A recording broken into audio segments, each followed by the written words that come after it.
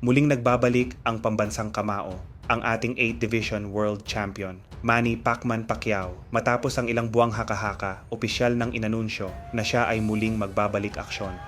Sa kabila ng kanyang edad, determinado pa rin ang ating boxing legend na magdagdag ng panibagong tagumpay sa kanyang makasaysayang karera sa boxing.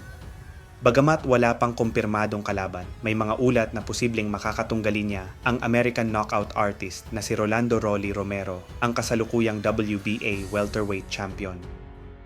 Si Rolly Romero ay kilala sa kanyang tapang at angas na pananalita, subalit hindi natin maikakaila ang kanyang boxing skills. Kamakailan nga lamang ay nagawa niyang patumbahin at talunin si Ryan Garcia via unanimous decision sa Times Square, New York.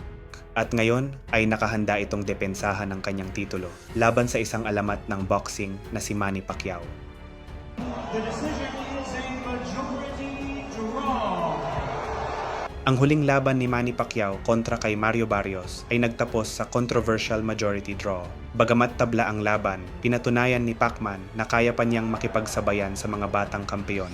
Mula noon, tuloy-tuloy pa rin ang kanyang ensayo at hangad niyang muling masungkit ang isa pang world title. Subalit iba-iba ang reaksyon ng mga eksperto. May mga naniniwalang karapat-dapat si Pacquiao sa isa pang title shot dahil sa kanyang magandang performance na pinakita sa huling laban. Pero may ilan ding nagsasabing malaking hamon ito sa kanya, lalo na't kalaban niya ang batang kampiyon na si Romero.